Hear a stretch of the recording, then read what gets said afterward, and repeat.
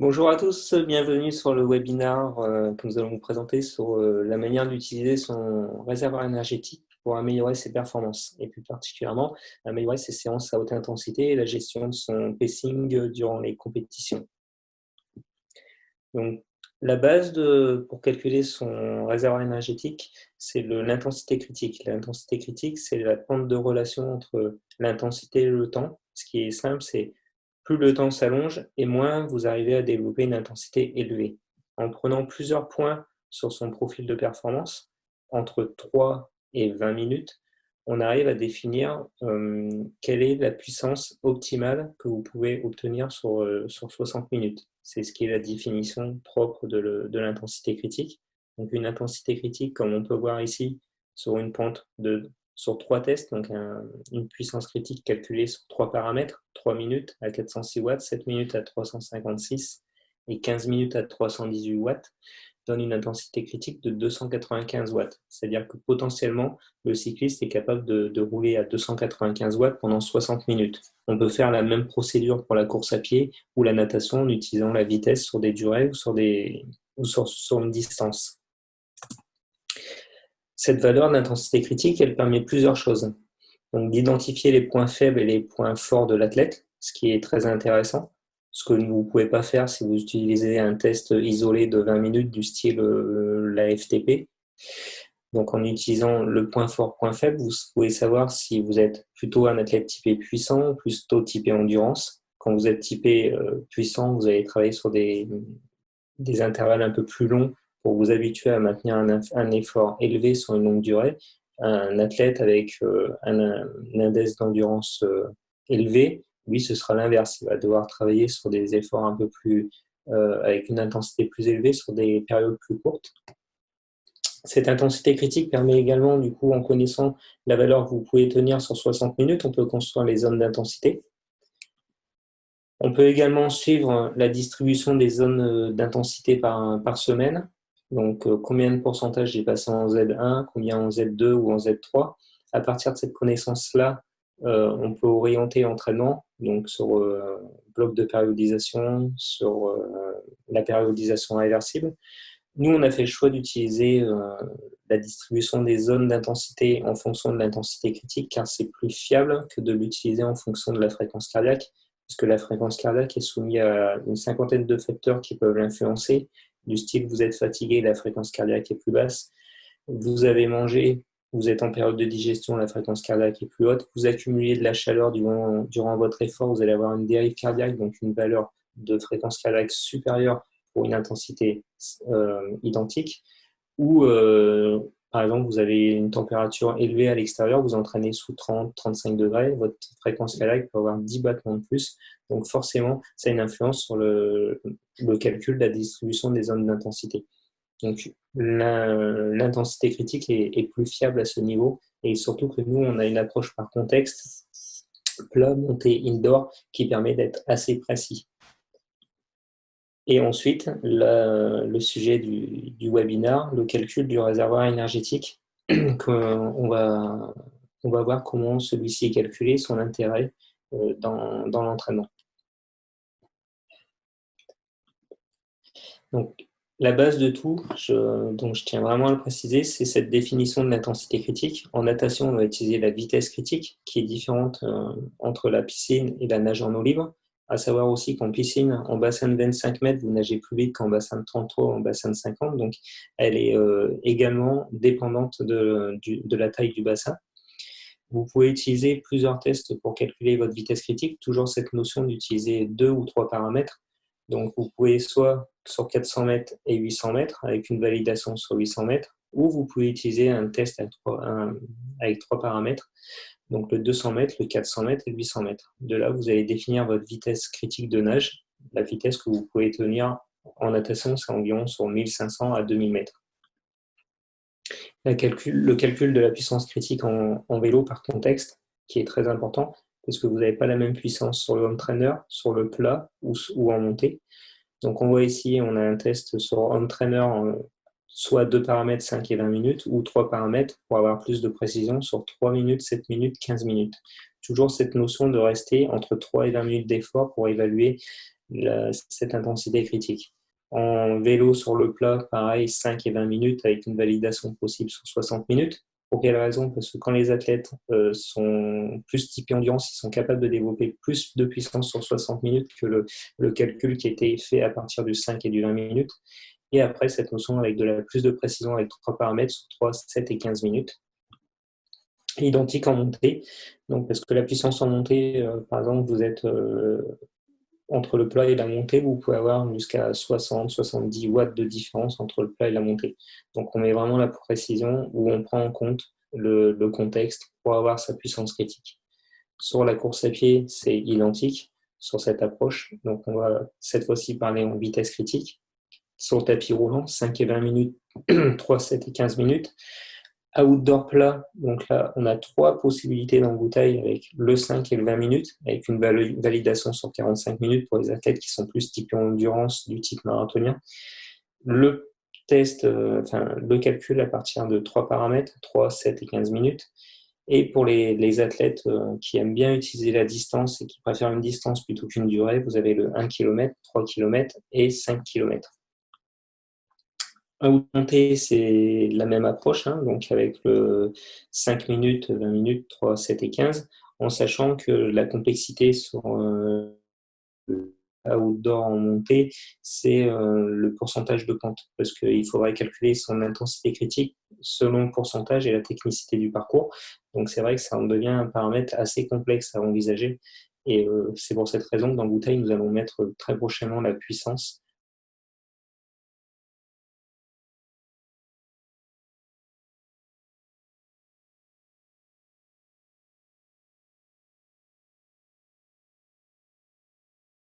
Pour pouvoir déterminer la puissance en monte d'un point de vue fonctionnel pour les épreuves de longue durée, que des données parcellaires qui ne permettent pas d'évaluer l'index d'endurance ou d'identifier les points forts et points faibles, ou prédire la performance ou de calculer son énergie.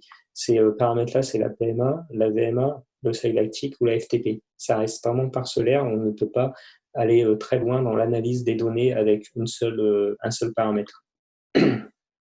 Maintenant, on va essayer de comprendre à quoi correspond exactement le réservoir énergétique.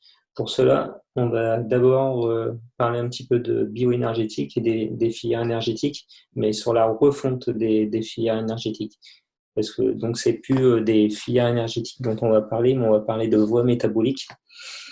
Et à quoi correspond ce réservoir énergétique? Donc on voit en bas, on a la définition des kilojoules, ce qui correspond exactement à son réservoir énergétique, parce que le réservoir énergétique est calculé en joules et en kilojoules. Donc c'est l'expression totale de l'énergie. Et sur la gauche, vous avez la dépense énergétique relative en pourcentage. On voit que sur un effort qui va de 1 seconde à 1 minute, on utilise une voie métabolique, c'est l'ATP au niveau intramusculaire. On a une quantité d'ATP qui nous permet de produire un effort, de l'énergie, sans avoir besoin d'utiliser nos substrats énergétiques. C'est-à-dire que c'est compris directement dans la cellule musculaire, ainsi que la phosphocréatine. Ces deux substrats énergétiques sont disponibles immédiatement sur des efforts qui vont de 1 seconde à 1 minute.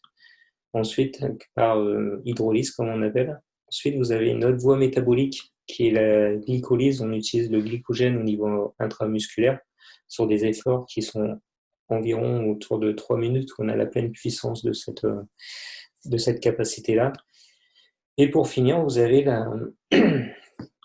l'oxydation des résidus glycolysés, les acides gras libres et les acides aminés pour les efforts de très longue durée. On voit que la dépense énergétique en pourcentage reste stable avec un taux de renouvellement de l'ATP. Et donc, c'est grâce à ça qu'on va comprendre un petit peu d'où vient le réservoir énergétique. Le réservoir énergétique, il est ici, sur une période qui va de 1 seconde à 4 minutes. Et ça correspond au substrat énergétique que vous avez au niveau musculaire que vous pouvez utiliser sur des efforts à haute intensité. Donc, c'est pas une notion de nutrition, de nutriments que vous allez avoir. C'est pas une notion sur une longue durée. C'est vraiment le point d'origine de la capacité d'énergie que vous avez de disponible immédiatement pour votre effort à haute intensité. Et pour quelle raison? Parce qu'à haute intensité, la fatigue, elle se développe par une interrelation entre différents paramètres. Vous avez le recrutement des fibres de type 2 qui sont plus fatigables, et c'est à l'intérieur de ces fibres musculaires qu'il y a l'ATP et la phosphocréatine intramusculaire qui est disponible immédiatement. Avec la haute intensité, plus vous allez durer sur une longue période, et plus vous allez avoir une réduction de l'efficacité musculaire avec une composante lente de VO2 qui se développe. C'est-à-dire que la composante lente, c'est que pour une intensité similaire, vous allez utiliser plus d'oxygène pour produire la même intensité. Donc vous allez être plus fatigué et être moins efficace. Vous allez avoir un changement dans les substrats et métabolites musculaires, c'est-à-dire que vous n'allez plus avoir de phosphocréatine, ATP et glycogène musculaire, donc vous allez devoir utiliser l'oxydation des graisses et des glucides. Et une altération de la fonction contractile du muscle parce qu'elle ne va plus avoir assez de substrat énergétique pour se contracter. L'IC, c'est donc l'intensité critique, c'est donc une partie de l'équation pour comprendre les mécanismes de la fatigue. Donc, ce qui est assez simple, c'est on produit de l'énergie. Plus on produit de l'énergie, on diminue en fonction du temps. Plus le temps est long, on a un pourcentage d'intensité et une quantité d'énergie en fonction de ce temps qui est disponible. Donc, vous voyez bien que quand on est sur des efforts de très courte durée, on a un réservoir qui nous permet d'avoir beaucoup d'énergie, alors que plus la durée elle s'allonge et plus son réservoir énergétique il est faible, mais il va sur une longue durée. Et c'est là où on introduit ce concept de réservoir énergétique selon le pourcentage et la durée d'exercice. Ça va nous permettre donc de suivre la fatigabilité de l'athlète. Donc à partir de la connaissance de l'intensité critique et du réservoir énergétique, on peut prédire une performance sur une distance. Donc vous voyez que là, on utilise les performances réelles de l'athlète sur 3, 5 et 10 km pour prédire son temps sur le semi-marathon. Sur 10 km, on va utiliser ses performances sur 1, 3 et 5 km. Et pour prédire son temps sur marathon, on va utiliser ses performances sur 5, 10 et 21 km. Comme on utilise les performances réelles de l'athlète, on arrive à avoir une préconisation de performance, une prédiction de performance qui est assez fiable pour l'athlète et qui ne part pas sur des données complètement incohérentes. À partir de l'IC et du RJ, on peut également construire des séances à haute intensité, optimisées pour viser son réservoir énergétique et donc pour optimiser sa séance. C'est une fonctionnalité qu'il y a dans Bouteille et qui permet vraiment d'améliorer les performances de l'athlète. Donc, je vais vous montrer en détail à quoi ça correspond. Donc voilà, l'entraîneur a la possibilité de rentrer les composantes de la séance. Donc là, par exemple, sur une séance de vélo avec 10 répétitions de 5 minutes, donc 300 secondes, avec une récupération d'1 minute, donc 60 secondes, et une intensité de récupération qu'on va fixer à 70%. En ayant la connaissance donc, de l'intensité critique, de son réservoir énergétique, du nombre de répétitions, de la durée de chaque répétition d'effort, de la durée de récupération, donc du contre-exercice, et de l'intensité du contre-exercice, on a un algorithme qui permet de calculer l'intensité idéale pour vider son réservoir énergétique et optimiser sa séance d'entraînement. Donc voilà, par exemple, une séance classique, donc on va dire 5 x 5 minutes, récup de 30. Généralement, on donne des plages de puissance entre 254 et 264 watts. Et sur une séance optimisée, on va voir qu'on est sur du 257 watts et avec une récup à 168 watts. Donc on est vraiment sur une puissance beaucoup plus ciblée pour trouver la puissance optimale en fonction de la durée d'effort et de la durée de récupération. Pareil sur une séance de course à pied, par exemple une séance classique 10 x 5 minutes, récup 1. On voit ici aussi que d'un côté, on préconise entre 14,1 et 16,3 et d'un autre côté, on préconise la vitesse optimale à 15,3 km/h et une récup à 10,8 km/h. Voilà, avec toutes ces données, on est capable d'optimiser les séances d'entraînement pour que l'athlète s'améliore plus fortement qu'avec des séances classiques. Je vais vous montrer en utilisant ce que j'ai mis à l'écran là. Donc ça, c'est une séance spécifique marathon qui se fait au tempo, mais au tempo du marathon, proche de l'intensité critique. Donc, vous voyez, il a fait 15 km à 15,1 km/h, donc sur une séance de 25 km. Et ce réservoir énergétique, il va osciller tout le temps. Donc, je vais mettre un pourcentage, ça mieux. Et là, on reste autour, mais on diminue quand même. Vous voyez, on n'est jamais à 100%. Et ça, ce type de séance-là, mais ça a été utilisé justement par l'équipe de scientifiques sur la préparation du record du monde du marathon de Kipchoge, c'est le fait d'être, comme ils appellent, MLSSS. C'est Maximal Latent Steady State. Donc, on essaye de rester à une intensité élevée qui est autour de l'intensité critique et qui va faire diminuer progressivement le réservoir énergétique, le faire augmenter, diminuer, mais tout en restant autour de ça, on va améliorer la composante lente du VO2 max. C'est-à-dire qu'on va améliorer son efficience énergétique en faisant ce genre de séance. Vous voyez, tout le long de cette séance, ça baisse, ça diminue, mais on ne baisse pas trop fort, mais on baisse quand même. On remonte un peu, on baisse. Et ça, c'est vraiment typiquement le genre de séance qui peut faire progresser sur du longue distance. Il y a plein de moyens d'y arriver. Sur une séance comme ça, par rapport à ce que je vous ai montré tout à l'heure, ici, on va augmenter le calcium au niveau intramusculaire. Ce calcium, c'est de la myokinase qui va aller signaliser aussi PGC1-alpha et qui va permettre de s'améliorer, que ce soit au niveau des fibres lentes, la biogenèse mitochondriale, la capacité oxydative et le glycogène.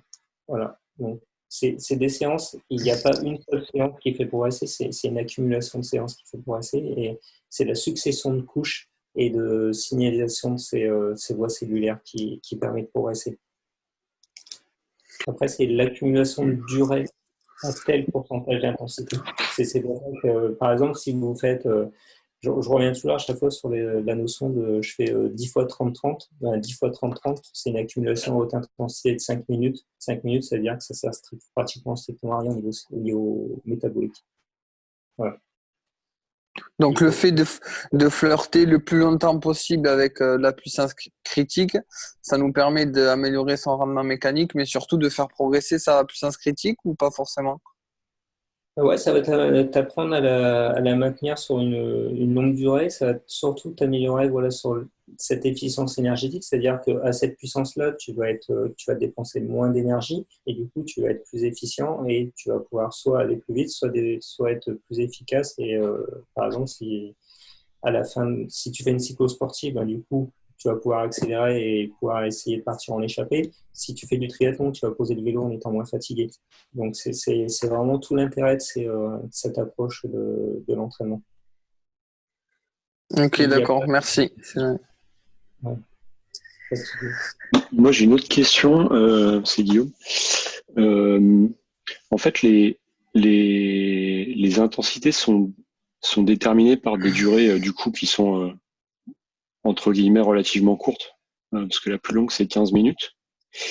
Et du coup, moi, la question que je me posais, c'est par rapport à des efforts sur des durées plus longues, parce que euh, sur ces intensités, enfin, sur ces durées courtes, on peut développer un nombre on va dire, de watts assez élevé. Mhm. Et après, toutes les allures de pacing et autres sont dérivées de ces puissances-là, quoi. Mais du coup, avec le réservoir, on voit pas là. Si on a des freins après, je sais pas, musculaires, parce que sur la durée, on maintient pas. Euh, Et ça, tu vas pouvoir le déterminer à partir de ton profil de puissance record, Ouais. en fait, qui va mettre vraiment en. Là, d'ailleurs, on est en train d'y travailler pour mettre on est en train de faire une nouvelle application. Sur cette nouvelle application mobile, vous allez pouvoir voir votre profil et mettre vos points forts et vos points faibles en avant grâce au PPR. Tu sais, le PPR, c'est la courbe ouais, qui. ouais. Voilà. Et grâce à ça et au réservoir énergétique, on va pouvoir vous dire, voilà, vous êtes plutôt rouleur, vous avez trop de décorrélation entre le plat et la montée, il faut travailler plus la montée, et voilà. Bon, mais en fait, le réservoir énergétique en lui-même, il ne te permet pas de savoir. Ouais, c'est ça. Il permet pas de savoir ça, quoi. Non, Et après, il ouais, faut donc ignorer. faut. Alors, après, le réservoir énergétique, ça a quand même un intérêt sur pas mal de choses. Par exemple, là, tu vois, par exemple, c'est une séance 3 fois 20 minutes. Donc, 3 fois 20 minutes, ça te calcule. Tu vois, par exemple, ici, c'est entre 214 et 247 watts. Et avec la connaissance du réservoir énergétique, c'est à 237 watts. Tu vois. Donc, sur des longues durées, tu peux l'avoir aussi parce que justement, c'est ce qu'on est en train de travailler. C'est quand tu prends en compte le profil de la prédiction de performance. Donc, en prenant en compte ces intensités ici, là, tu peux avoir une relation intensité-temps qui va te donner un réservoir énergétique, qui va te permettre de déterminer quelle durée tu peux avoir à l'effort et aussi, par exemple, sur semi-marathon. Et du coup, sur les séances qu'on va proposer, elles vont se tabler sur cette intensité-là. C'est-à-dire que tu fais Ouais, d'accord. un entraînement, on va te dire tu dois faire 2 fois 10 km et 2 fois 10 km qui vont se baser sur l'intensité du semi-marathon. Donc, c'est au début le facteur limite. Ouais, elle va prendre en compte justement ton réservoir énergétique à partir de ces durées, de ces performances-là. Elle ne va pas prendre ton réservoir énergétique du... Parce que typiquement, d'ailleurs c'est marrant parce que les temps ça correspond à peu près. Et moi typiquement je me vois pas courir un semi en 1h25. Mais et le fait de finalement de caler ses entraînements sur cette allure-là, ça va permettre d'optimiser, de limiter cette fatigue musculaire, quoi. Voilà, c'est ça. Ça va te permettre de t'améliorer au niveau de ton efficacité musculaire, au niveau de ton apport énergétique. Après, c'est comme tout, c'est-à-dire c'est un entraînement où on s'entraîne au tempo pour arriver à cette durée-là. Ça prend aussi en compte ton profil, si tu es endurant ou plutôt puissant. Et après, il faut aussi utiliser toute la notion derrière qui est de stratégie nutritionnelle, comment tu t'alimentes pendant l'effort et qu'est-ce que tu as pris avant, comment tu périodises ta nutrition. Et quand tu dis, tu te penses que tu peux pas courir à cette allure-là, mais tu confirmes quand même que tes temps qui sont écrits en bas, ils sont. Oui, c'est en bas, ça me parle parce que je suis à peu près dans ces zones-là, donc ça c'est. D'accord. Ouais, je vois bien que c'est cohérent et ce que je vois au-dessus, c'est pas non plus, tu vois, je vois pas ça comme un. Mais par exemple, si comme un truc fou à atteindre, mais je vais être légèrement en dessous parce que et ça va être moi, mon cas, ça va être un peu pareil à vélo, c'est que sur le truc un peu long. Ça fatigue, mais parce que j'ai sûrement pas ce profil aujourd'hui. Voilà, on y travaille. Hein. Peut-être ta nutrition aussi qui rentre en jeu aussi. Non, mais je pense que Caroline voit très bien de quoi je veux parler. Voilà. Non, mais je sais pas en fait comment, avec quel mot dire le truc, mais c'est pas de la fatigue musculaire ou à la fin, à un moment, bah oui, c'est dur de maintenir l'intensité qui est dérivée de des puissances qu'on maintient sur des durées assez courtes. Ouais, parce que à vélo, l'intensité critique, elle va ressortir à 290 watts, ça va donner une puissance de half à 245, et je sais que moi, si je pars à 245 sur un half, aujourd'hui, je vais au carton, quoi. Et c'est tout. Mais parce qu'après, ça manque de volume, etc. Ouais, c'est l'approche globale, et en sachant que bientôt, on va sortir une puissance spécifique en triathlon après avoir nagé. Je suis en train de bosser dessus. C'est l'innovation. Et on va aussi sortir des programmes de course à pied utilisant l'outil RJ pour se rapprocher au plus possible de la prédiction de performance. Et on va montrer à tout le monde qu'en fait, en suivant un plan d'entraînement adapté, on peut atteindre ce type d'objectifs. Waouh! Voilà. Et excellent, à charger et ce sera nickel. Ça, c'est du teaser, ça. Ça, c'est du teaser, ça.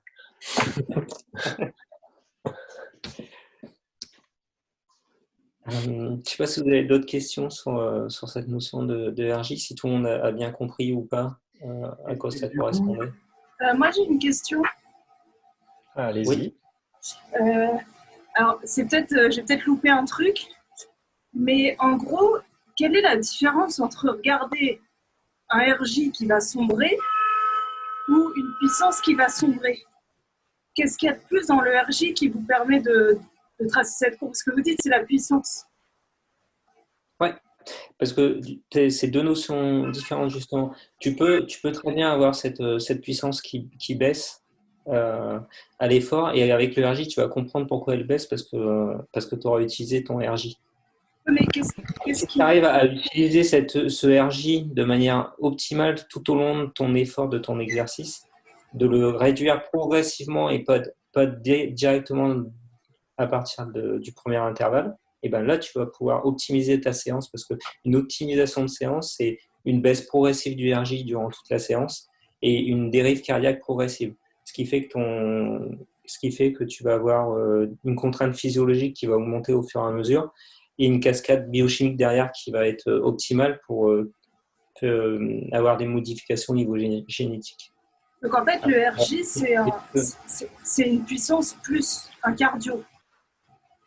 Non, non, non. Le RJ, c'est vraiment,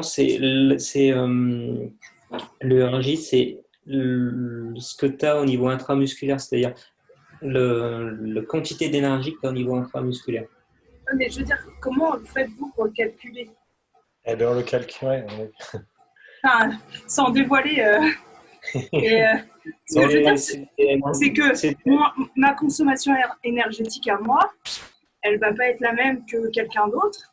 Et c'est Et grâce à aucun moment, vous pourrez avoir cette information, à part en faisant des tests lactate, des choses comme ça. Ah non, il faut pas penser lactate. Enfin, déjà, le lactate, c'est une source Enfin, d'énergie. je dis lactate, mais des tests énergétiques, quoi. Oui, j'ai compris. Non, mais c'est un test énergétique parce que c'est un test, c'est un profil métabolique, mécanique et métabolique avec la puissance. C'est-à-dire que quand tu prends cette relation entre le 5 minutes et le 20 minutes, tu as un point d'origine de ça. Mais la puissance, c'est quoi? La puissance, c'est des joules multipliés par le temps. Et des joules, c'est de l'énergie. Et c'est ça le réservoir énergétique. C'est des kilojoules, c'est des joules. À la base, c'est des joules.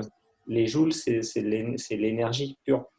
Et c'est cette énergie-là que tu définis. Le réservoir énergétique, à la base, c'est des joules qu'on transforme En fait, pour faire simple, grâce au test, on va définir une courbe et par un algorithme, on va pouvoir calculer la pente de ta courbe et la définir sur un temps long et déterminer un peu ton réservoir énergétique comme ça.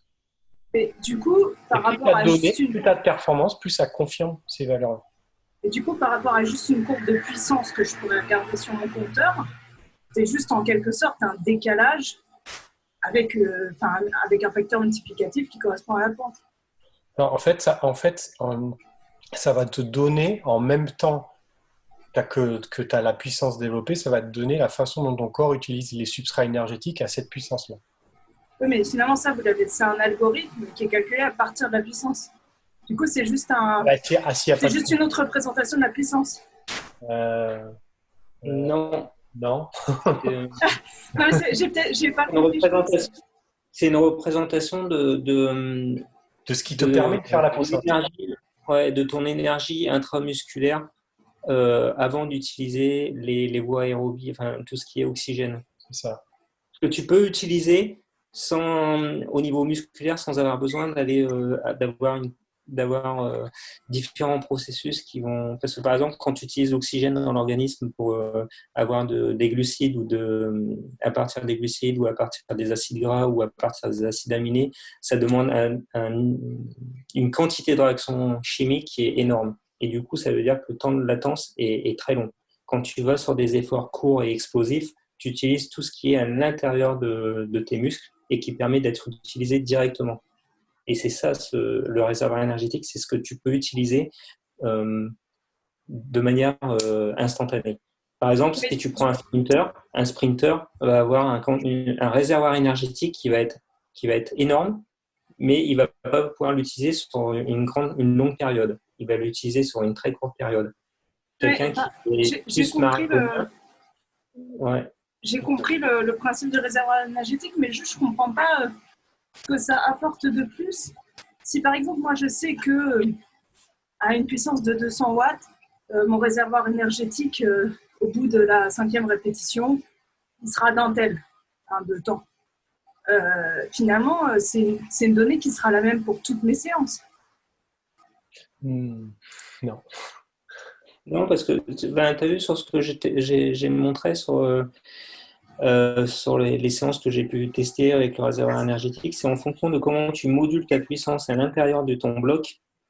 En gros, l'algorithme qu'on a à l'intérieur, il fonctionne par seconde, avec des boucles de rétroaction, c'est-à-dire 1 seconde, 2 secondes, 1 seconde et demie, 2 secondes et demie. Il revient en arrière à chaque fois pour revenir en avant. Et il prend comment évolue ta puissance. La puissance, elle n'est jamais instantanée, elle n'est jamais stable. Ouais. Elle évolue. Et tu peux très bien être à un moment, je te dis n'importe quoi, à 300 watts, après à 280, à 305, à 290, et elle évolue tout le long comme ça. Et ça va te faire évoluer ton réservoir. Si tu regardes juste ta puissance, tu ne vas pas voir que ton réservoir énergétique, il évolue. Si tu regardes le réservoir énergétique en fonction de l'évolution de ta puissance, là, tu vas avoir 2 points qui vont s'allier. C'est-à-dire que c'est pas la puissance n'est pas opposée au réservoir énergétique, les deux se complètent et te permettent de comprendre, par exemple, pourquoi une séance peut être efficace et pourquoi une séance ne l'a moins été efficace. Et du même coup, typiquement, dans une stratégie de course aussi, ça te permet d'adapter ta stratégie de course. Par exemple, tu fais du triathlon, oui, du long. oui, oui. Par exemple, sur un parcours comme le Frenchman ou un parcours comme à Nice, la stratégie de course pourra être plus précise grâce à cet outil-là, qui va te permettre d'adapter tes puissances, par exemple en montée à Nice, par rapport au temps que tu vas passer en descente, alors que sur un parcours tout flat, ça sera une stratégie complètement différente du fait, des efforts qui seront différents. Tu vois. Et ça te permet Ouais. aussi un outil qui te permet d'adapter ta stratégie. Alors que si tu n'avais que ta puissance, dans les deux cas, tes repères ils seraient faussés. Quoi. Mais moi, par exemple, si on prend les 2 séances, celle où vous avez fait les 4 répétitions là, et celle où vous avez refait en allant encore plus en profondeur. Une fois que vous avez ces 2 séances, en gros, maintenant, vous savez le seuil de puissance à partir duquel où vous devez aller pour être à moins 5%. Mais si vous refaites la deuxième séance, exactement pareil, la courbe du coup sera exactement la même. Oui, mais ces puissances développées pendant pendant l'exercice et pendant le contre-exercice, c'est les deux qui vont ensemble. C'est-à-dire que si tu ne prends pas les deux ensemble, il n'y a pas de cohérence. Tu vois. Et alors que si tu n'avais qu'un paramètre puissance sans réservoir énergétique, tu ne pourrais pas savoir quelle est la bonne proportion des deux pour arriver au maximum de tes capacités. Il y a quand même un truc qui m'échappe, mais je ne veux pas embêter tout le monde avec. Non, mais par exemple, regarde, quand tu vas progresser, tu vas aller sur du réservoir négatif. Normalement, il ne faut pas écouter il faut pas regarder que la puissance, parce que si tu regardes que la puissance, tu ne progresses pas. Si au bout d'un moment, quand tu progresses, tu arrives à aller plus loin dans tes séances à haute intensité, ça va te montrer que quand tu es au fur et à mesure, sur plusieurs séances, tu es en négatif. Moi, je m'en sers beaucoup justement maintenant pour définir la progression des athlètes. Quand ils sont souvent en négatif, là, qu'est-ce qu'on fait? On refait des tests de performance pour réévaluer. Et souvent, derrière, il y a 10-20 watts de gagné. Et du coup, on repart sur une nouvelle puissance critique. Et ça, on refait pareil, c'est-à-dire on refait des séances à haute intensité. Au bout d'un moment, ils commencent à progresser. Et là, ils sont tristes parce que du coup, ils refont des tests et ils vont encore avoir des puissances critiques plus élevées. Ça va être encore plus dur. Mais ce qui est bizarre, c'est de ne pas inclure, par exemple, la nutrition dedans. Ah. Alors, c'est comme j'expliquais tout à l'heure, c'est pour optimiser la stratégie nutritionnelle pour optimiser en fonction de ton métabolisme et le type de compétition que tu fais. C'est ça que tu veux dire?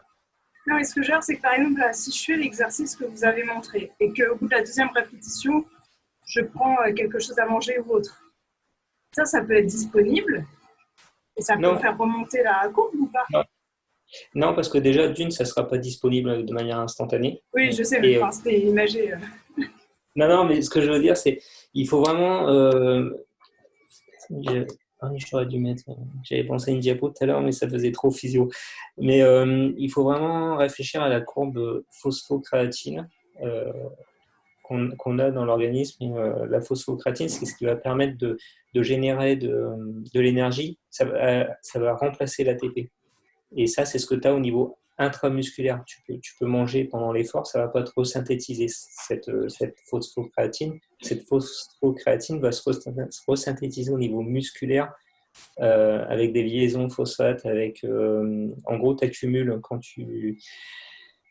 C'est assez compliqué parce que du coup, c'est rentré dans des notions de physio, mais quand tu as l'effort, tu vas scinder ton ATP pour avoir un ADP et un phosphate inorganique. Mais cette accumulation de phosphate inorganique va permettre de resynthétiser la phosphocréatine. Mais par contre, tu as raison, c'est qu'une stratégie alimentaire dans le quotidien peut avoir un impact sur ton RJ. Ça, c'est possible. Mais du coup, ça, par exemple, vous ne pouvez pas le voir. On ne peut pas le voir. Sur le moment, on ne peut pas le détecter. Je veux dire, si je fais une séance, je refais exactement la même. Je sais que les watts sont pas vraiment les mêmes et tout, mais je refais exactement la même un mois plus tard en ayant adapté ma nutrition et tout. Mais en soi, la modélisation, elle sera la même. Ouais. En gros, tu aimerais savoir que si, par exemple, je fais une séance avec tant de watts et je refais la séance un mois après, peut-être en ayant fait un régime low carb avant de la séance, est-ce que vous, en tant que coach, vous pouvez voir si on a fait un régime spécial juste avant la séance ou pas forcément? Ou voir l'impact du régime. Alors, tu peux voir l'impact, tu ne vas pas le voir sur le réservoir énergétique, parce que tu peux voir l'impact sur le réservoir énergétique si tu progresses sur tes puissances. Par contre, tu peux voir l'impact de ton amélioration aussi si tu as ta puissance. On va dire, par exemple, tu as développé 200 watts et 3 semaines après, tu refais la même séance, tu développes 200 watts. Et là, ta fréquence cardiaque est plus basse et tu as ton RPE qui est soit équivalent ou soit plus bas. Là, tu peux te dire, l'athlète, il a progressé. Mais on ne peut pas dire si c'est à cause de l'entraînement, enfin, si c'est par l'entraînement ou la nutrition. Ça, pour l'instant. Du coup, le RJ ne sera pas modifié. Il sera modifié après parce que du coup, l'entraîneur va se dire, tu as progressé, je te refais des tests de performance pour déterminer ça. Et là,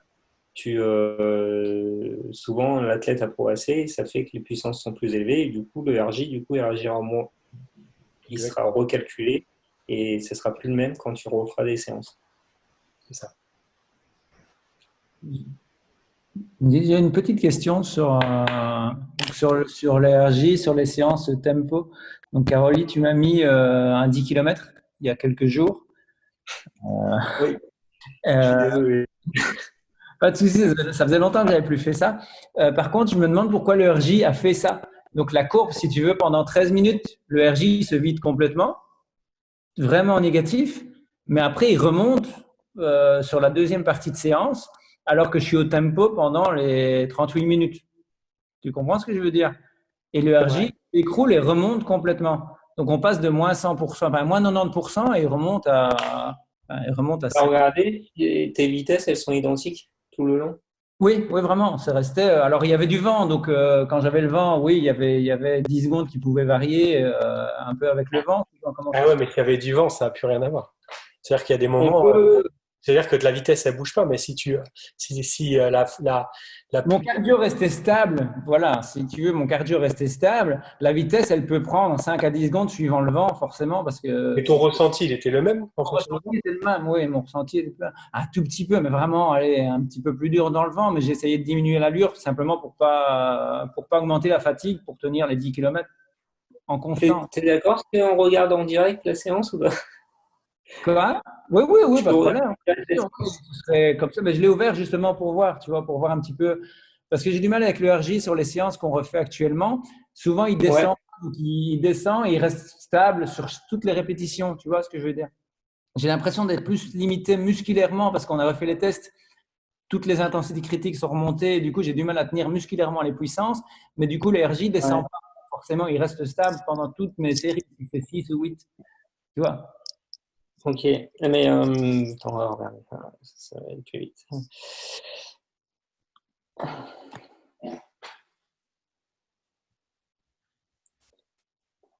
Ok. Donc déjà, tu vois, regarde ici, tu as du vert. Donc là, ça le fait remonter normalement. Oui. Si on ne dit pas de bêtises. Même pas vraiment, non. En fait, voilà. Mais c'est après. Donc, non, mais regarde, tu fais un. Voilà, on fait ça. Hop. Non, j'y vais grossièrement, parce que sinon, je vais passer du temps. Tac. Voilà, tu vois, déjà rien que là, tu as une vitesse qui est pas équivalente. Ouais. Entre les deux Et parties. des fois, on ne se rend pas compte, hein, mais par exemple, moi, j'ai eu des athlètes, ils avaient pris de capteur de puissance, mais ils n'avaient pas regardé pendant la course. Ils avaient l'impression qu'à la fin, ils forçaient plus qu'au début. Et Ouais. sur de la puissance, c'était complètement l'inverse. Ils avaient perdu 30 watts à la fin. Là, Caroli, il a segmenté la partie. Voilà, Oui. j'ai segmenté par tranche de 2,5. Tu vois, tu étais à 16,5 sur les 2,5 premiers, à 15,8, à 15,5 et à 15,6. Ok. Donc, c'est Ça fait simplement que la partie à tout forcément, ton intensité critique, elle est à de tête 8 ou non, dans un 15. Enfin,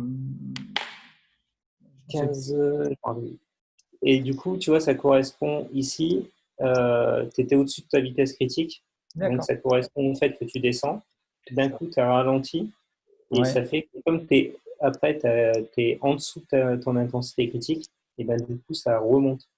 Du coup, D'accord. comme tu Ok. peux moins vite, ça remonte au fur et à mesure. Donc, en fait, tu refais, oui, tu refais des Tu stops. En resynthétises. gros, Ouais. Recharge ta capacité. Comme j'ai expliqué tout à l'heure, par exemple, quand tu fais 15 secondes de récupération, en 15 secondes, tu restaures ton stock d'oxygène au niveau de la myoglobine, au niveau intramusculaire. Ah, Et c'est là, c'est génial pareil. l'explication là. c'est ça que je finis assez bien. Enfin, voilà, c'est ça que, en soi, Voilà. c'est Et du coup, ça remonte parce que tu es au-dessus de l'intensité critique, c'est une notion de seuil de fatigue, hein, ouais. sur une heure. Et Du c'est-à-dire coup, que quand tu aurais pu réaccélérer à la fin, hein, vu que tu avais du réservoir. Oui, oui, oui, non, mais je suis d'accord. Ouais, vraiment, c'est pas fini tout à l'arrache, quoi. C'est ça que je me demandais. bah, tu vois ici, parce que au tout début, tu vois que tu as mis le plus d'intensité. Ouais, Et on le voit ici, tu es à 16,8, tu vois. ouais, Tu ouais. es à 16,8 pour t'as 16,8 pour une vitesse critique de. Alors, à 15,7. Donc, tu vois, tu étais à 1,1 km/h au-dessus. Donc, Dessus. ça veut dire que forcément, bah, du coup, tu as vidé ton réservoir énergétique. Oui, mais ce qui est Et comme marrant, c'est tout que à tu vois, l'heure, on par a exemple, quand je regardé. suis parti, je suis certainement parti avec un peu de vent de dos et du coup, ça augmente la vitesse, mais pas forcément le ressenti à Ouais, l'effort. Tu comprends ce que je veux dire? ouais, je comprends. Ouais. C'est Alors, là où je musicalement, disais tout à peut-être l'heure. C'est pour ça que tout à l'heure, je disais que la puissance en course à pied, du coup, elle oui, donne oui, plus de oui. pression. Ouais, ouais.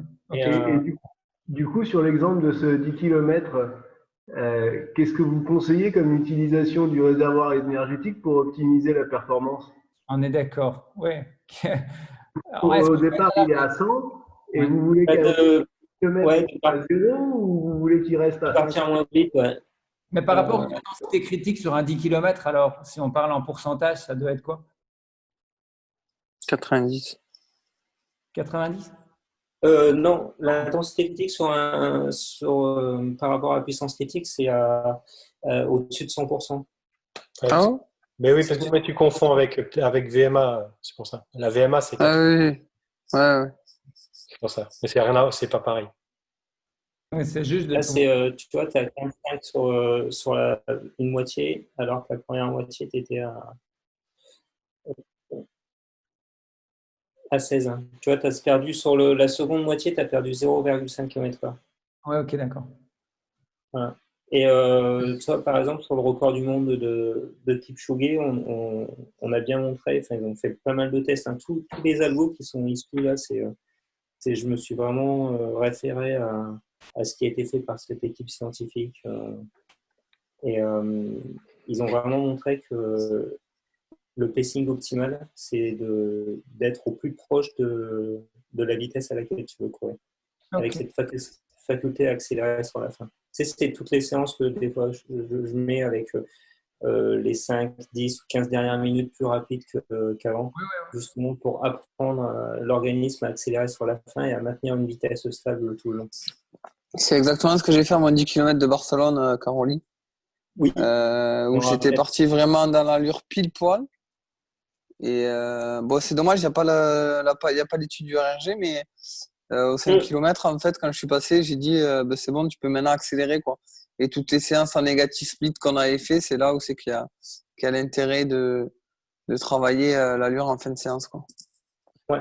Mais tu vois, Caroline, si tu prends, j'ai fait une séance tout à l'heure, justement sur une zone 3 en vélo.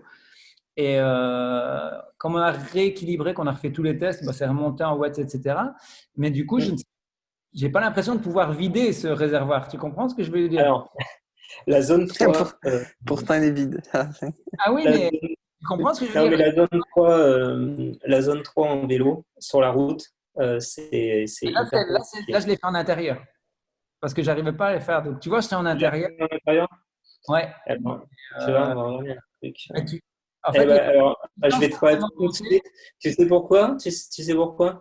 Parce que, regarde, il est à 87 RPM.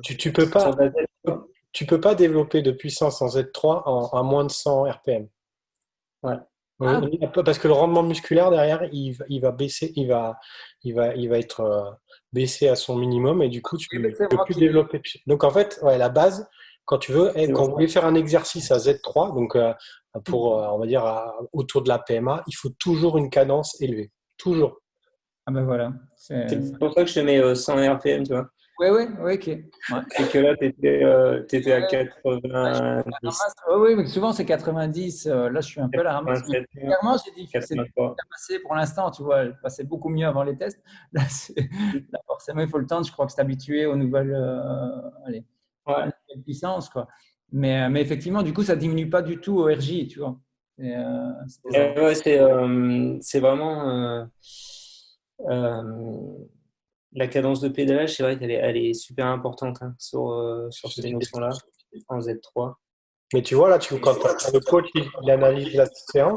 coach il analyse la séance, il voit ça tout de suite, qu'avec un peu d'habitude, il sait qu'il y a un problème de cadence. Donc, du coup, derrière, il va adapter tes séances aussi pour que tu améliores ce rendement musculaire. Ah ouais, ok, d'accord. Voilà, D'où le fait de faire des séances de vélocité pour arriver à développer des zones 3. Exact. Et ben ouais, c'est hyper important. C'est-à-dire qu'aujourd'hui, si vous n'avez pas un travail de vélocité, si vous n'avez pas une mécanique correcte, vous ne pouvez pas travailler de façon optimale sur ces zones-là. C'est pas possible. C'est intéressant parce que du coup, ça permet de voir aussi les points faibles de l'athlète, quoi. Exactement. Ouais. C'est vraiment intéressant, je trouve, de l'avoir. Enfin, tu vois, parce que moi, je ne savais pas du tout qu'il y avait une relation entre la fréquence de pédalage élevée et le fait de faire de la zone 3, tu vois. Alors, je trouve qu'avec Caroline, ça va très bien. Ce qui est incroyable, c'est que ça a vraiment évolué parce que je pédale vraiment beaucoup plus vite qu'avant. Et donc, souvent, quand je roule normalement, je suis plutôt à 100, enfin 90, 100. Des fois, je me surprends depuis que je suis avec Caroline. Mais par contre, j'ai jamais essayé de le faire en zone 3. Enfin, tu vois, c'est moi qui ai mal lu l'exercice parce que clairement, c'était écrit. Donc, on est clair. Mais par contre, c'est vrai que c'est pas mal d'avoir l'info, tu vois, parce que je ne le savais pas du tout. Voilà. Prépare-toi à souffrir, par contre. Oui, mais voilà, je préfère me préparer que ça sert, tu vois, vraiment. Caroline? Oui, Yannick, vas-y. Ouais, j'ai une question. Dis-moi, c'est quoi les bienfaits pour l'athlète de doubler les séances RJ dans une même journée, sachant que c'est des séances quand même qui sont relativement crevantes. Il est cramé, le mec, il en peut plus. Ouais, ça fait un peu 3 semaines que je suis cramé, mais c'est pas grave.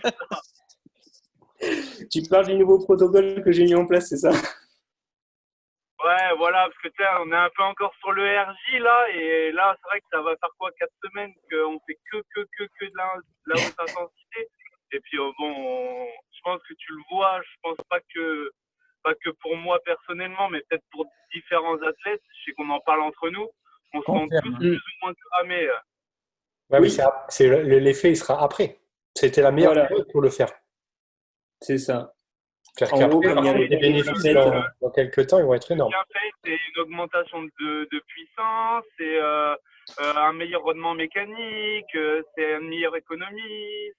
T'as tout là, Yannick. Hein.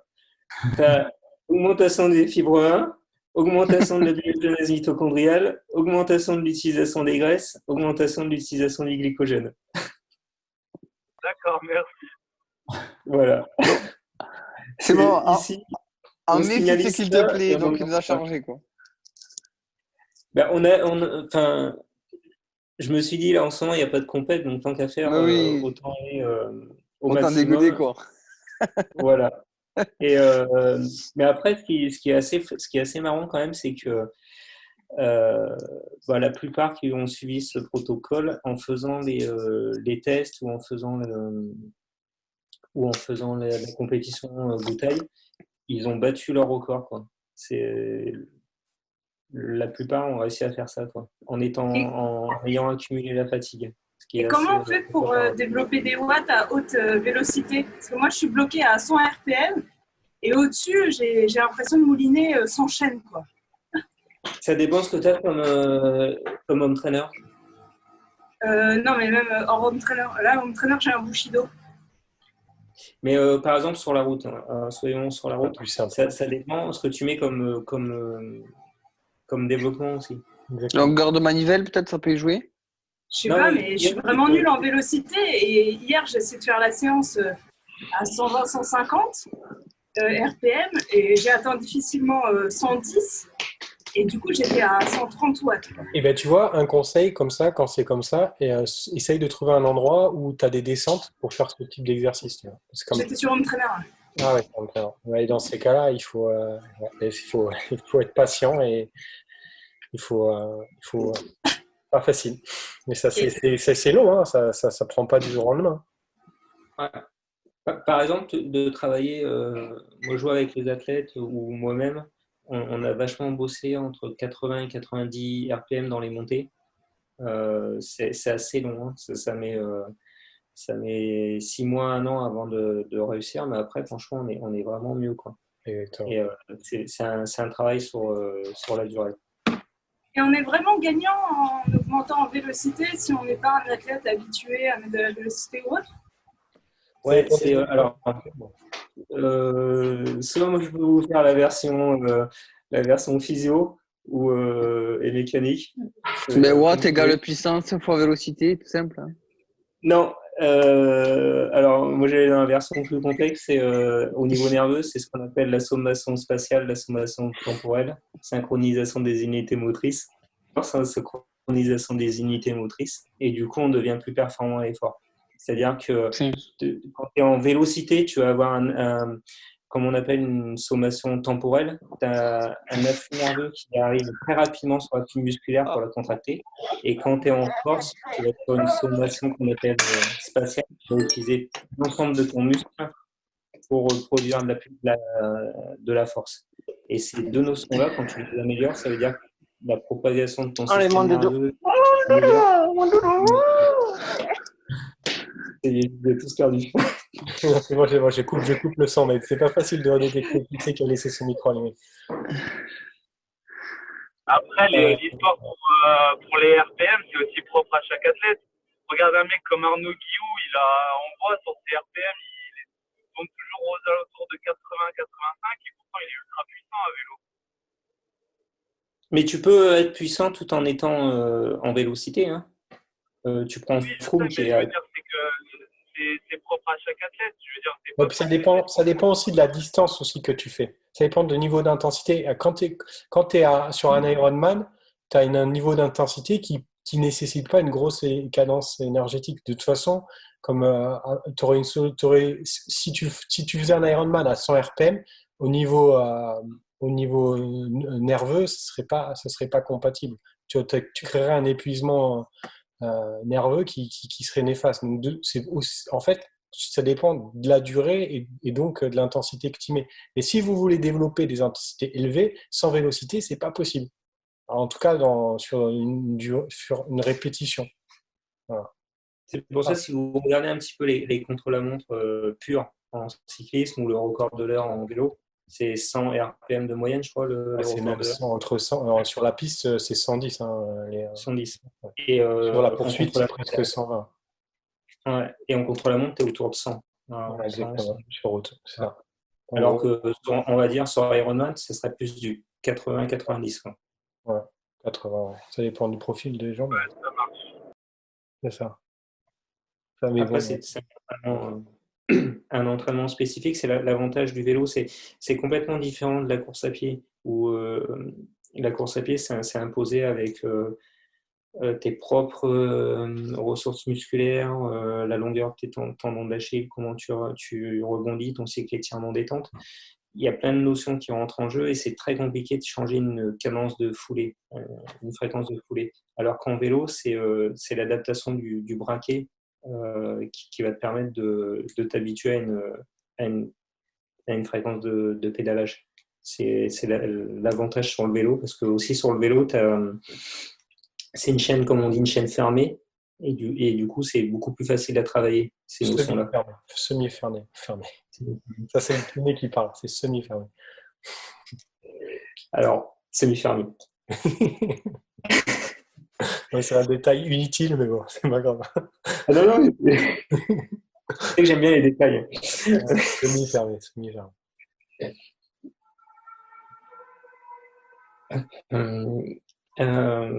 Je sais pas s'il y a d'autres questions ou interrogations. Ouais, Caroline, j'avais une question, moi. Oui. En fonction du profil de puissance d'un athlète et du profil du parcours de la course visée, est-ce qu'on peut trouver c'est-à-dire un développement qui serait adapté à l'athlète, par exemple sur un parcours plat, certains peuvent amener un 54, d'autres sont obligés de mettre un 52, par exemple, du fait qu'ils sont un profil moins puissant, par exemple. Techniquement, si on arrive à prédire la performance en vélo sur ce parcours défini, techniquement, oui, je peux répondre oui à ta question. Maintenant, il faut être capable de prédire ta performance. Aujourd'hui, on y travaille, mais c'est beaucoup plus compliqué qu'en course à pied. Parce qu'il y a des paramètres autres qui rentrent en jeu, notamment les forces de frottement du vélo, l'aérodynamique de ta position et du matériel, et aussi le vent ce jour-là. Voilà, donc c'est un peu plus complexe. Mais oui, si on arrive à prédire ta performance, on pourrait déterminer la cadence idéale et donc le braquet idéal à utiliser. En tout cas, on aura déterminé la vitesse à laquelle tu vas rouler à chaque segment. D'accord. Parce que des fois, le fait de se tromper de développement, ça peut jouer aussi sur la course, quoi. Exactement. C'est comme on disait tout à l'heure, tu vois, quand on a échangé des messages ce matin, entre les tests que tu effectues en position aéro et l'entraînement que tu fais en position aéro, du coup, l'expression de ta puissance est différente. Parce que forcément, en aéro, tu as moins de puissance qu'en position haute, normalement, si tu es bien posé sur le vélo. Parce que tu as moins de résistance à l'avancement. Et du coup, ça aussi, ça a une influence parce qu'on parle de contexte plat, contexte monté, contexte indoor. Mais au final, il y a même le contexte, si on veut vraiment aller dans la précision, il y a le contexte du vélo, de la position sur le vélo. Entre un vélo de route et un vélo de contre-la-montre, si tu es bien posé sur ton vélo de contre-la-montre, ta puissance critique est moins élevée. Pour une vitesse soit similaire, soit plus haute. On va refaire les tests en position aéro alors. Voilà, c'est comme je t'ai dit tout à l'heure. Exact. Moi, j'avais une question aussi. Bonsoir à tous. Bonsoir.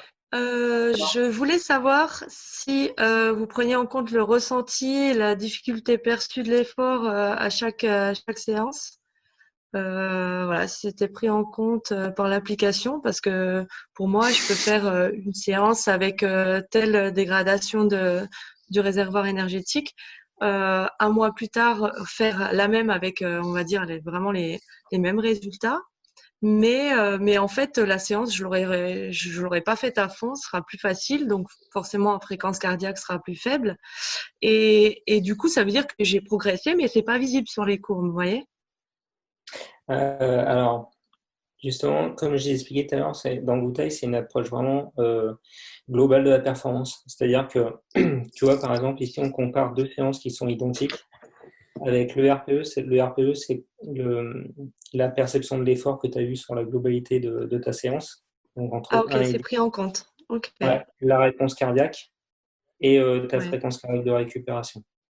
Donc, en prenant tout ça en compte, on arrive à déceler si ta séance elle est bien ou si elle est pas bien, quoi. On compare des séances similaires. Quand tu as ton RPE qui est plus élevé pour une puissance identique et une fréquence cardiaque, par exemple, plus basse, c'est que tu es en phase de surmenage, on va dire. Je ne vais pas appeler ça surentraînement parce que surentraînement, il faut vraiment aller très loin pour en arriver là. Mais et quand tu as par exemple une puissance qui est identique ou plus haute pour une fréquence cardiaque plus basse et un RPE plus bas, là c'est que tu as progressé. On n'a pas fait une bonne séance et on a progressé, ouais. Ah. Ouais. Okay. En gros, le paramètre central c'est toi, c'est le corps, c'est guider. C'est-à-dire qu'à la base, le plus important, c'est comment je me sens aujourd'hui. C'est pour ça que dans Goutai, on a mis le wellness parce que c'est le paramètre plus important. Là, on est en train de faire une étude sur le HRV, donc la variabilité cardiaque. Et dedans, les athlètes doivent remplir leur wellness tous les matins. C'est-à-dire que tous les matins, ils doivent remplir leur wellness de comment ils se sentent.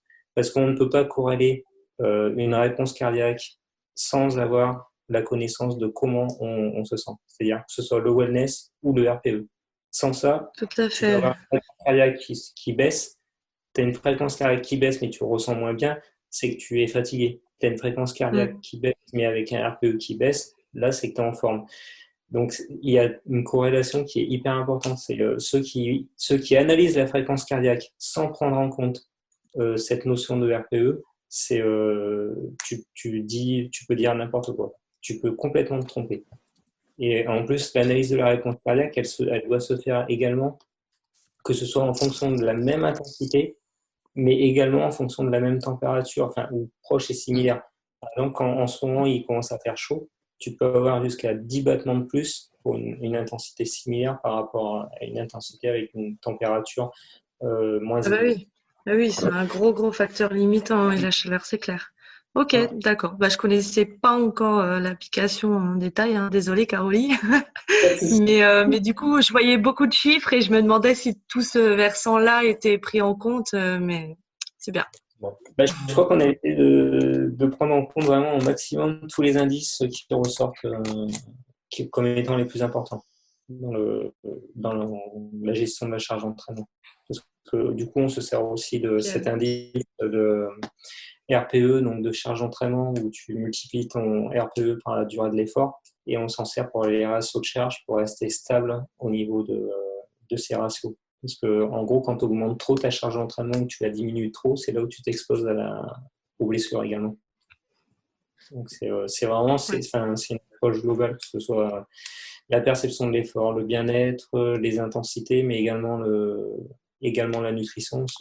Sur chaque séance, on donne des indications nutritionnelles avant, pendant, après la séance. Okay. En profitant d'avoir discuté un peu du wellness, je suis un mauvais élève dans le wellness parce que je le remplis très peu et j'ai l'impression que je suis certainement pas le seul et je pense qu'on a envie de remplir le wellness souvent quand ça va pas. Est-ce que par la base, quand tu n'utilises pas le wellness, il est toujours mis en ça va? Tu vois ce que je veux dire? En bon? Non, il n'est pas enregistré si tu ne le remplis pas. D'accord. Est-ce que tu ne crois pas que ce serait dans le développement intéressant que si on ne le remplisse pas, qu'automatiquement il y a une valeur par défaut qui est la valeur normale pour que ce soit pris en compte? Tu comprends ce que je veux dire? Pour ne pas devoir aider tout le temps le wellness. En tout cas, on pourrait proposer une option à l'utilisateur. Oui, tu vois ce que je veux dire? On pourrait le proposer une option à l'utilisateur au début du wellness qui lui propose est-ce que vous voulez cette option-là qui permet de déterminer. Tu vois, qui donne une valeur et quand tu mets rien, c'est la valeur que tu décides. C'est possible. J'ai l'impression, tu vois, que ce serait intéressant peut-être pour les gens comme moi qui sont un peu moins, tu vois, tous les jours à vouloir dire ça va, ça va. Par contre, des fois, ça va pas. Je me dis, là, par contre, je devrais signaler que ça va pas. Mais du coup, c'est pas cohérent avec le reste parce que du coup, il y a que… Ah ouais, je vois ce que tu veux dire. Éviter les manips en fermant. Mais c'est une bonne remarque. En sachant que bientôt, les manips vont être améliorées avec l'apport de l'application qui va être sur les smartphones, la web app qui va être sur le smartphone. Ça devrait arriver dans pas longtemps. Ok, super. J'aurais une question sur l'utilisation du RJ. Oui. Concernant sur une séance pour pouvoir l'appliquer en fait ce RJ, à quel moment on sait à quel pourcentage on doit être dessus? Par exemple, sur une séance sur une séance HIIT, faut descendre à quel pourcentage du RJ pour travailler, ou même sur une séance, par exemple, de 20 minutes, ou sur la séance marathon, spécifique marathon que vous avez montré là. À quel pourcentage du coup du réservoir il doit descendre pour être bon?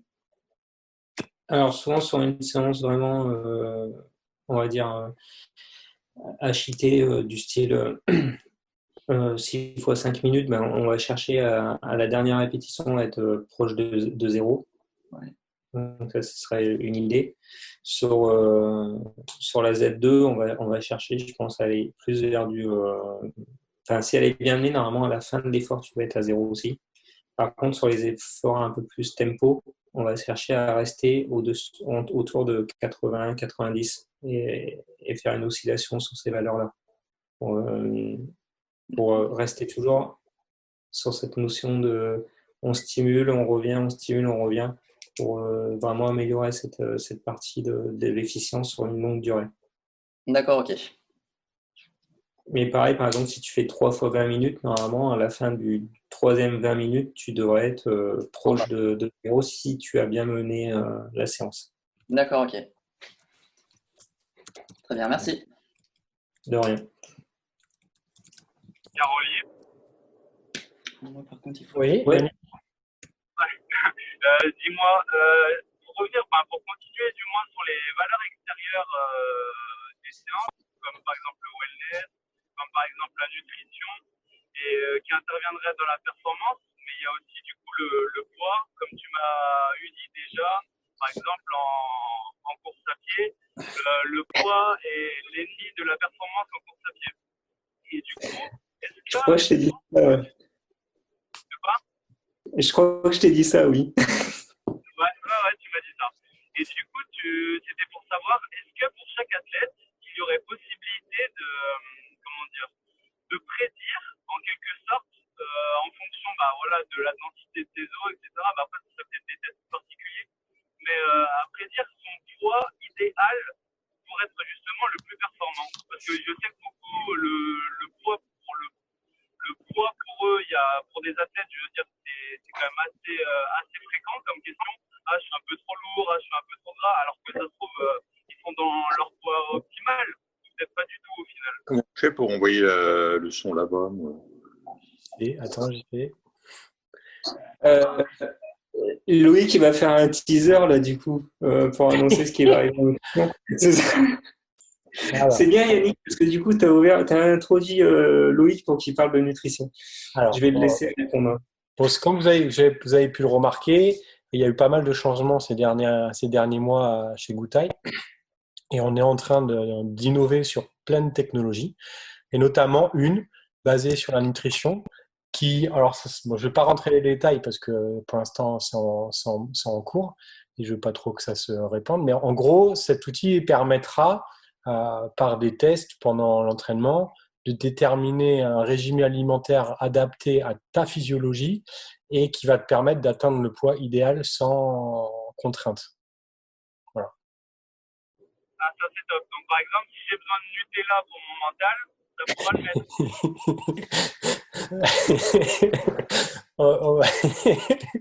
Je fais les photos sur Facebook, hein. C'est interdit.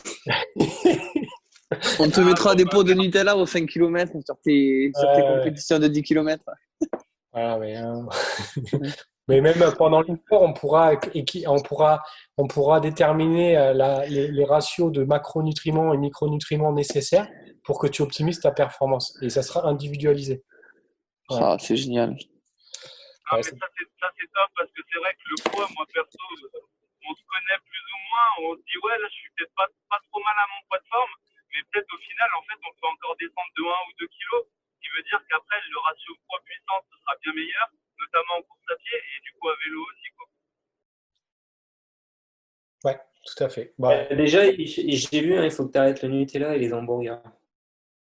Ouais, il faut pas faire de test à 70 kg et perdre 2 kg une semaine après, quoi. C'est ça. Et après, vous savez, le poids, des fois, en vélo, c'est utile. Hein. Quand c'est tout plat, des fois, il vaut mieux avoir du poids que pas de poids. Je dis ça comme ça, mais c'est vrai. Les meilleurs rouleurs en contre-la-montre, Ils ont Confirme. Vaut mieux parfois avoir un poids, ça dépend. Sûr que si tu fais en brin, c'est plus handicapant, mais sur un truc tout plat, ça peut le faire. Ça se calcule. Parce que la contrainte de perdre du poids, parfois, est néfaste en puissance. Moi, j'ai connu ça et on peut perdre beaucoup en puissance en vélo et le gain à pied il sera moindre que par rapport au temps que tu auras perdu en vélo. Et puis après, on s'expose aussi à des faiblesses extérieures. Il y a des blessures. Il y a des blessures puisque quand tu perds du poids rapidement, ton corps il va généralement chercher donc quand tu perds du poids rapidement c'est par déficit calorique et donc ton corps, ton organisme va compenser par l'utilisation des protéines musculaires et généralement c'est là qu'arrivent les problèmes notamment musculaires ou tendineux. Ça c'est bien, j'ai hâte de voir ton... Moi aussi j'ai hâte. Ouais. Il y a trop de projets derrière. Bon, voilà. Est-ce que vous avez d'autres questions?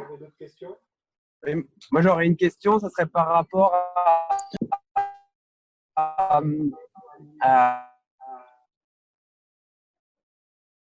donc au RJ, sur les stratégies du réservoir énergétique, à combien faudrait poser le vélo pour être optimal à pied?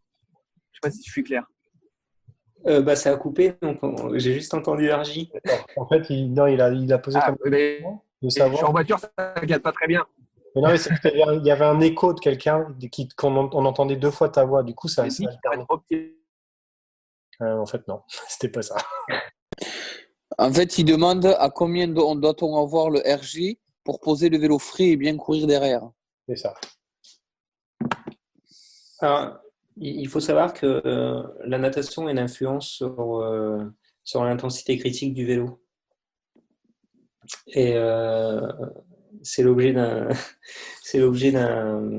prochain développement dans Goutai de prédire la puissance critique après la natation. Car elle est impactée par la natation. Avec ou sans combi ou... Ouais. Ah, c'est plus l'effort qui est avant. Enfin, en gros, avec l'intensité critique, tu peux faire plein de choses. C'est ce qui est super intéressant. Tu peux même prédire la puissance critique quand tu t'entraînes en altitude. Ou quand tu vas, par exemple, parcourir l'Embrama et tu es en train de monter l'Isoar, combien va baisser ta puissance critique dans la montée en fonction de l'altitude. C'est toutes des choses qui sont super intéressantes. Je suis en train d'étudier pas mal de choses là-dessus et c'est vraiment des liens importants. Et sur la baisse, suite à la natation, c'est quoi l'ordre de grandeur Enfin, je sais pas de... C'est... Juste pour avoir une idée, quoi. Oui, une idée, ça va être sur du 5%. Après, tout va dépendre de ce que tu fais en natation. Mais voilà, il y aura une influence là-dessus. Okay, merci. De rien. Bon, ok. Est-ce qu'il y a encore des questions? C'est quand qu'on fait un stage? Alors, normalement, on en avait un au mois d'avril chez moi à Rasto, au pied du Ventoux. Et on était une quinzaine ou une vingtaine, je crois. Ils avaient déjà réservé les gîtes et tout ça. Et comme on a été mis en confinement, ça n'a pas pu être organisé. Et ça a vraiment donné l'idée de ces stages. Avec Loïc, on est parti sur cette création de la Goutai Family, avec des organisations de stages, avec des groupes d'entraînement dans différentes villes de France. Voilà, on est en contact avec plusieurs entraîneurs qui ont envie d'intégrer la franchise et on va essayer à développer Goutai dans la France entière. Et c'est vrai qu'il y aura des stages, je pense, de janvier et jusqu'à octobre pratiquement, de janvier jusqu'à octobre, en France et en Espagne. Alors, je peux vous dire qu'il y aura des stages, ça c'est clair, autour du Ventoux, parce que moi j'habite là-bas et que c'est un super terrain de jeu pour s'entraîner. Certainement autour d'Embrun aussi, parce que il y a pas mal d'athlètes là en ce moment qui préparent Embrun. C'est une épreuve moi que j'affectionne et que je connais bien le parcours. Et après, voilà, on verra avec tous les autres entraîneurs ce qu'il y a possibilité de faire comme stage. Après, moi, j'étais parti sur un stage un peu plus familial, on va dire. Donc, c'est vrai qu'on n'était pas super nombreux, on était plusieurs à l'encadrement. Et il y avait vraiment voilà, cette envie de partager autour du Mont Ventoux un super stage. Mais bon, la crise sanitaire nous a obligés de l'annuler, donc ça, c'est pas grave. Hein. Il y a eu plus grave pendant cette période-là, donc voilà. Et j'espère qu'on va pouvoir en organiser prochainement. Voilà. De toute façon, restez bien connectés parce qu'il y a pas mal d'actualités qui vont arriver concernant Goutaï. Là, au mois de juin, ça va être très riche, donc restez bien à l'affût des nouvelles et vous allez mieux comprendre ce qui est en train de se passer et tout ce qui va pouvoir vous être proposé. Ouais.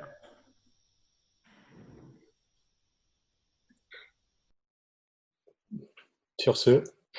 Et, merci beaucoup. Merci à vous. Merci. Merci. Bon week-end. Merci. Bon week-end. Bon week-end. Au revoir. Au revoir. À bientôt. Merci Caroline, merci Loïc. Au revoir. Merci.